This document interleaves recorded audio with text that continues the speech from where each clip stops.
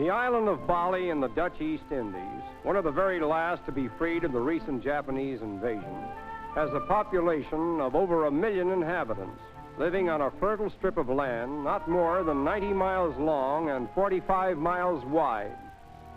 According to history, about 500 years ago, tribes of religious refugees from India invaded Bali, intermarried with the natives, and ultimately brought about all that is known today as Balinese.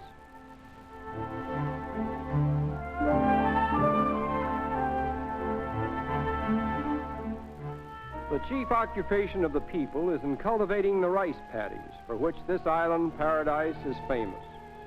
When the rice is ready to harvest, the whole village joins in the reaping, each person being entitled to 1/3 of the amount he gathers. It is a remarkable fact that the little island not only grows enough rice to feed its own population, but also exports large quantities to foreign ports. In keeping with the Oriental custom, the women do most of the work. But in this island paradise, enough food can be produced in 4 months to satisfy the wants of the natives for the whole year. The women of Bali are noted for their erect carriage and splendid poise. From early childhood, they carry heavy loads upon their heads, developing strong and upright figures. The native homes are usually built in compounds, which include several families.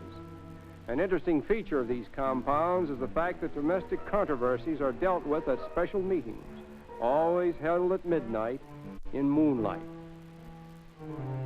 The favorite food of the Balinese is suckling pig, cooked with spices and eaten with hot sauces. These strange-looking hogs are typically Balinese. They are fed upon banana leaves, coconuts, rice, and all the other foods that nature so bountifully bestows upon them. The marketplaces of Bali are particularly picturesque. Women assemble here to do their shopping with money that ranges in value as low as 1/12 of an American cent, and all the necessities that the average household does not produce may be purchased here at bargain prices. Every village has its temple, erected by the people of the community, and in association with the temple is the gamelan, or Balinese orchestra. Although the Balinese call themselves Hindus, there appears to be little in the practice of their religion that reveals the harsher features of Hinduism as exemplified in India. In fact, many Orthodox Hindus regard the Balinese as outcasts.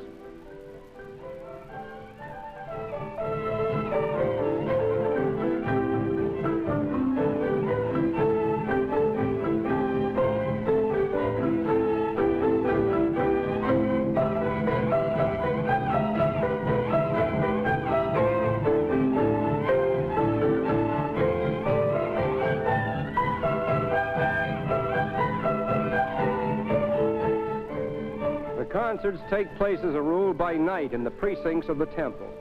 There is no music to read, for none is written, and sometimes the moon alone suffices to illuminate the scene. The music is learned by ear and handed down from generation to generation. The orchestras are composed of local men who, regardless of position or caste, are brought together by their innate love of music and dancing.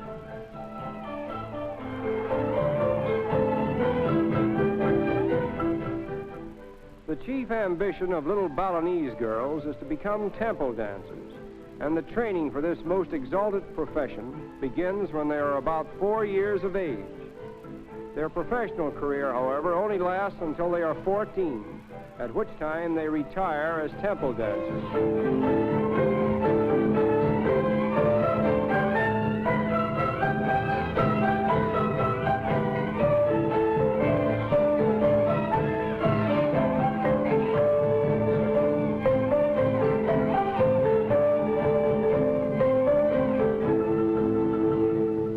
Foremost among the dances of Bali is one called the kachak, and it never fails to attract the entire population of the village in which it is performed.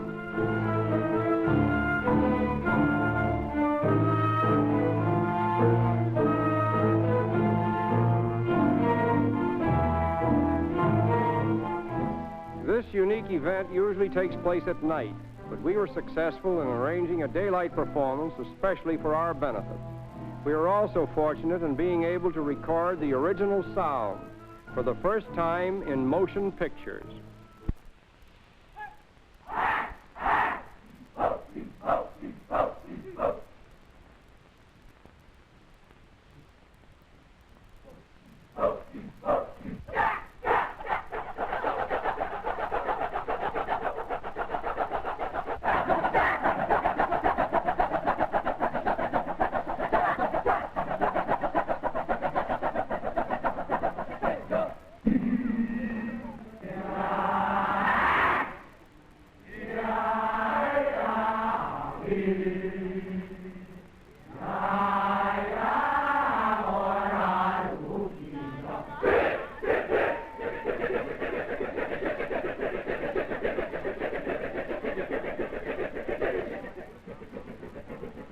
There are conflicting stories regarding the real meaning of this strange ceremony, but it all seems to be based upon the age-old struggle between the forces of good and evil, in which good triumphs, as it eventually does everywhere else in the world. The Kachek dance, as it is called, is believed to have originated here, but after hearing the local outbursts that go with it, we wondered if some globe-trotting Balinese might have borrowed a few ideas from the cheering section at an American college football game, or vice versa.